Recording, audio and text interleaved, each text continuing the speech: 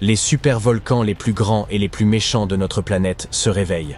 Lorsqu'ils entreront en éruption, vous le remarquerez certainement, même si vous vivez à des milliers de kilomètres de l'épicentre. Les scientifiques craignent que nous n'ayons pas assez de temps pour nous préparer et faire face aux conséquences d'une super éruption.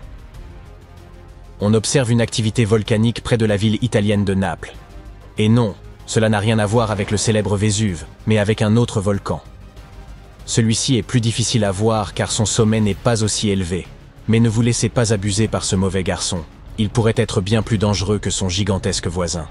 Il possède un énorme cratère d'environ 13 km de large. Ce volcan porte le nom de champ Phlégréen. Il s'agit de l'un des plus grands d'Europe, et il se trouve dans le golfe de Pouzzoles. Les champs Phlégréens sont entrés en éruption il y a 39 000 ans, avec une explosion si massive qu'elle a répandu des cendres dans toute la région méditerranéenne. Elle a également provoqué une baisse de température de plus de 9 degrés Celsius dans toute l'Europe de l'Est. Ce fut la plus grande éruption volcanique du continent en 200 000 ans. Depuis, les champs Phlégréens ont connu des éruptions plus modestes, la dernière datant de 1538. Aujourd'hui, la région regorge de petits cratères, de sources d'eau chaude et de bassins bouillonnants qui prouvent que ce supervolcan est toujours bien vivant et qu'il ne nous a pas oubliés.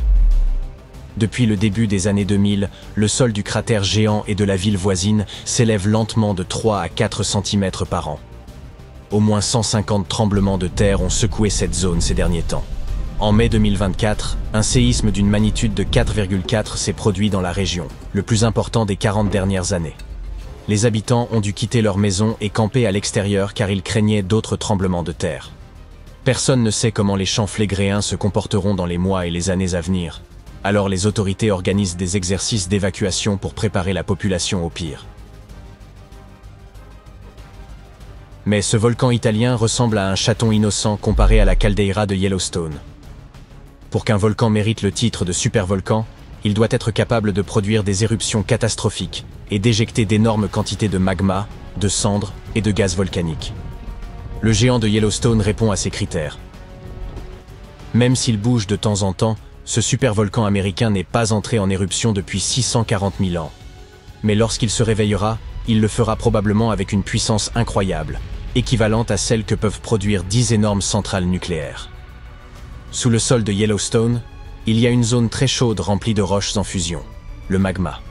Au fur et à mesure que toute cette matière brûlante se déplace dans ce que l'on nomme la chambre magmatique, le sol au-dessus commence à se gonfler et à s'élever. Lorsque le magma se refroidit, le sol s'affaisse.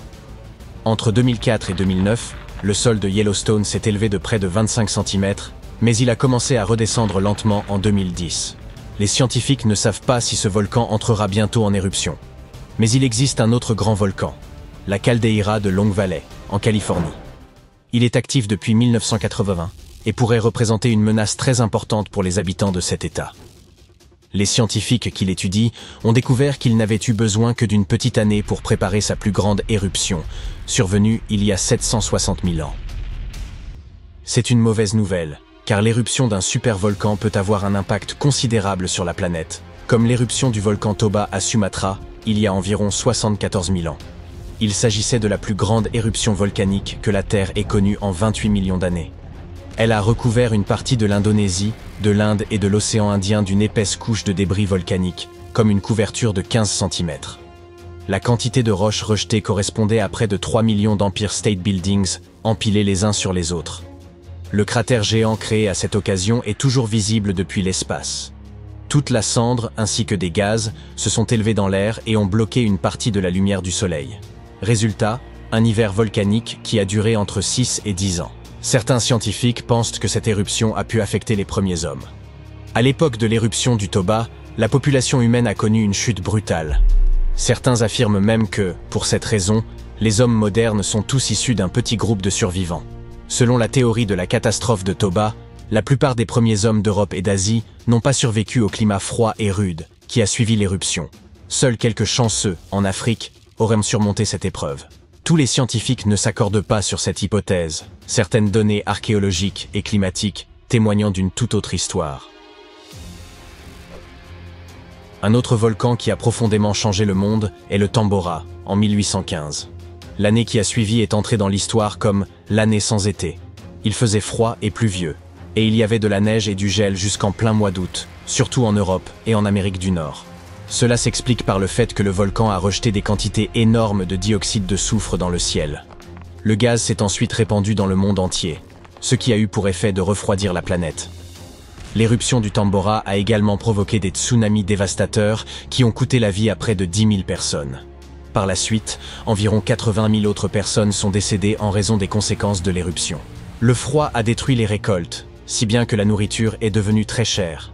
Et comme les chevaux étaient alors notre principal moyen de transport, le prix de l'avoine a lui aussi augmenté de façon considérable. Certains pensent même que cela a conduit à l'invention d'un tout nouveau moyen de transport en 1817, la bicyclette. L'éruption a rendu la Terre plus froide pendant environ 3 ans. Mais même s'il s'agissait là d'un événement d'une puissance rare, c'est la catastrophe du Krakatoa, un autre volcan indonésien, qui a remporté la palme en 1883. À cette époque, il était tout simplement plus facile de diffuser des informations grâce aux télégrammes et aux photos. Son explosion finale fut le bruit le plus puissant jamais enregistré dans l'histoire. Les gens ont pu l'entendre sur 10% de la surface totale de la Terre. L'éruption a déclenché un tsunami dont les vagues ont atteint la moitié de la hauteur de la Statue de la Liberté. Si nous n'avions que 12 mois pour nous préparer à l'éruption d'un supervolcan, il nous serait vraiment difficile de stocker suffisamment de nourriture pour tout le monde. Mais ne paniquez pas tout de suite. Les éruptions de supervolcans sont très rares. La dernière s'est produite il y a 26 500 ans en Nouvelle-Zélande. Les scientifiques pensent qu'une super-éruption se produit en moyenne une fois tous les 100 000 ans. Mais ce qui est triste, c'est que la Terre ne suit pas une chronologie parfaite. Il pourrait y avoir des super-éruptions avec des intervalles plus courts et des périodes de calme plus longues.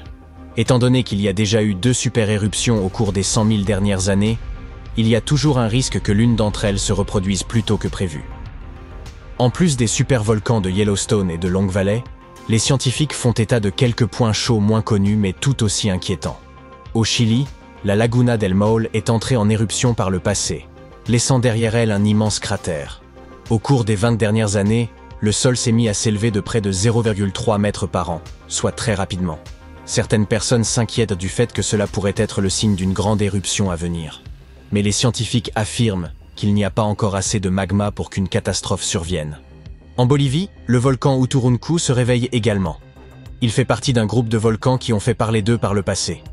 Depuis les années 60, le sol autour de l'Uturuncu se soulève, mais la dernière éruption remonte à 250 000 ans. Même si le magma remonte, il n'y a pas lieu de s'inquiéter pour l'instant. La probabilité qu'une super-éruption se produise au cours de notre vie est de 1 sur 1400, ce qui est assez faible, et il n'y a donc pas de raison de s'alarmer outre mesure. Mais tout comme quelqu'un gagne à la loterie chaque semaine avec de très faibles chances, une super-éruption pourrait se produire un jour ou l'autre. Et lorsqu'elle se produira, nous devrons absolument être prêts.